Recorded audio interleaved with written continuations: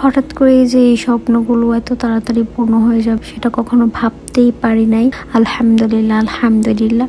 আসসালামু আলাইকুম এভরিওয়ান, কেমন আছেন সবাই? তো আমরা মদিনার গন্তব্য শেষ করে তারপর রওনা হয়েছি মক্কার উদ্দেশ্যে। মক্কায় যাবার আগে মাঝ রাস্তায় নেমে একটা মসজিদে পুরুষ এবং মহিলাদের উভয়েরই গোসল শেষে 2 রাকাত নফল নামাজ শেষে সেখান থেকে উমরার উদ্দেশ্যে ইহরাম পেতে যেতে হয়। তারপর আমরা সেখান থেকে রওনা দিয়েছি। তো আলহামদুলিল্লাহ আমরা মক্কায় পৌঁছে গিয়েছি। এটা হচ্ছে মক্কার প্রথম টার্নেল, বিশাল বড় টার্নেল। আমরা প্রথমে এই টার্নেলে ঢুকেছি। টার্নেলটা পাহাড়ের মাঝখান দিয়ে বয়ে গেছে। টার্নেলটা বানানো হয়েছে হচ্ছে পাহাড় কেটে। আমরা যে যাচ্ছিলাম রাস্তা দিয়ে, রাস্তার আশেপাশে শুধু পাহাড় আর পাহাড়ই ছিল।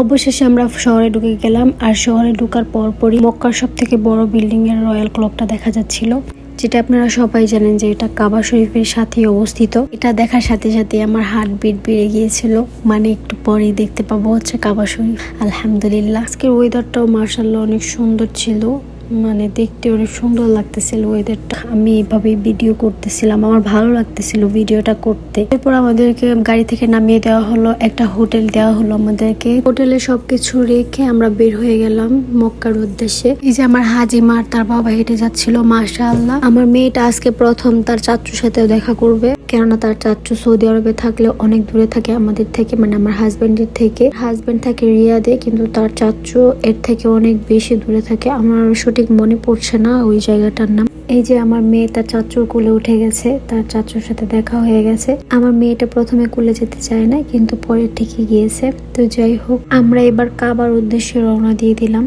আর মক্কার ওয়েদারটা খুবই সুন্দর ছিল। আমি ভিডিও করতেছিলাম যে খুবই ভালো লাগতেছিল। তো আমরা মসজিদ আল হারামের কাছাকাছি ছিলাম। এত অল্প বয়সে আমি যে কাবা শরীফ দেখতে পারবো, আমি কাবা শরীফ ছুঁয়ে দেখতে পারবো, আমি কখনো ভাবিই নাই। এই ভিডিওটা যখন করতেছিলাম তখন আমি কাবা শরীফ দেখতে পাচ্ছিলাম। আলহামদুলিল্লাহ আলহামদুলিল্লাহ আলহামদুলিল্লাহ। আল্লাহর কাছে শুকরিয়া করে শেষ করতে পারবো না। কি শান্তি, পুরোটা জুড়ে শুধু শান্তি আর শান্তি। এই জায়গায় গেলে আসতে ইচ্ছা করে না। আর ওখানে যারা সেবায় নিয়োজিত ছিল ওদেরকে দেখে শুধু একটা কথা ভাবতেছিলাম যে ওদের কি ভাগ্য যে ওরা সব সময় এখানে থাকতে পারে, এই কাবা শরীফ দেখতে পারে, এই কাবা শরীফের খেদমতে নিয়োজিত থাকতে পারে, চাইলে কাবা শরীফ ধরে দেখতে পারে। আমি শুধু বারবার এগুলোই ভাবতেছিলাম। আমাদের তাওয়াফ শেষ। এবার হচ্ছে আমরা যাব সাফা মারওয়া পাহাড়ের দিকে, যেখানে আমাদেরকে 7 চক্কর দিতে হবে। চলে যাব এখান থেকে, যে কারণে মা মেয়ে একটা ভিডিও ক্লিপ নিয়ে নিলাম ছোট্ট করে। আমরা সাফা মারওয়া পাহাড়ের দিকে যাচ্ছিলাম, সাথে আমার দেবর ছিল, হাজবেন্ড। মাঝখানে ছোট্ট করে আমরা একটা ক্লিপ নিয়ে নিলাম। এখনই আমরা দেখতে পাবো হচ্ছে সাফা মারওয়া পাহাড়। এই যে আপনারা দেখতে পাচ্ছেন, এটাই হচ্ছে সাফা মারওয়া পাহাড়। তো এখন আমাদেরকে 7টা চক্করের জন্য মনে মনে নিয়ত করতে হবে। এখানে হাঁটার সময় মনে মনে যা নিয়ত করা যায় তাই কবুল হয়, আলহামদুলিল্লাহ। তো আমি একা একা হাঁটতেছিলাম, আমার হাজবেন্ড দেবর তারা পিছনে ছিল। পিছনে আর আগে আমি বলতে পারি না সঠিক, তবে তারা আমার কাছে ছিল না।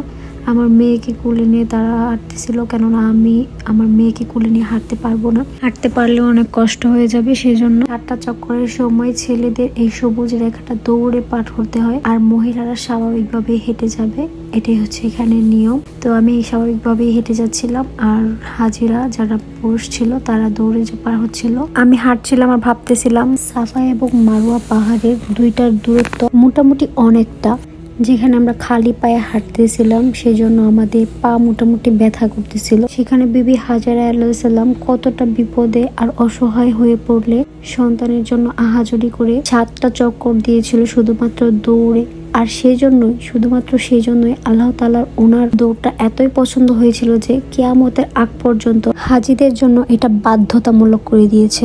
সুবহানাল্লাহ। আমাদের চক্কর শেষে সেখান থেকে বের হয়ে গেলাম। এবার হচ্ছে আমরা বাইরে যাওয়ার চিন্তা ভাবনা করতেছিলাম। এর মধ্যে আমার মেয়েটার একটা ছোট্ট ক্লিপ নিয়ে নিয়েছি, আমার হাজি আম্মু জানটার। তো এই যে আমার মেয়েটা আমার সাথেও দুষ্টুমি করতেছিল। বাইরে যাব এই জন্য তার বাবার কোলে দিয়েছিলাম, এই যে কান্নাকাটি করতেছে। তো যাই হোক, আমরা বাহিরে মার্কেটে যাবার উদ্দেশ্যে বের হয়েছিলাম, কিন্তু সেখানে গিয়ে ফ্রিতে খাবার পেয়ে গেছি। আলহামদুলিল্লাহ। খাবার শেষ করতে করতে আজান দিয়ে দিয়েছে ফজরে। এই জন্য আমাদের আর বাহিরে যাওয়া হয় না, আমরা সরাসরি চলে এলাম হচ্ছে ভিতরে নামাজের উদ্দেশ্যে।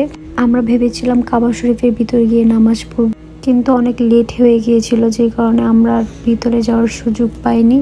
তারপর সকাল হয়ে গেল আর মক্কায় গিয়েছি, নবীর বাড়ির কাছে যাব না তা তো হয় না। তারপর সকালবেলা আস্তে আস্তে হাঁটতে হাঁটতে চলে গেলাম নবীজির বাড়ির সামনে আলাইহি ওয়াসাল্লাম। এর চেয়ে বেশি আর সামনে যেতে পারিনি, কারণ আমাদের হাতে সময় অনেক কম ছিল।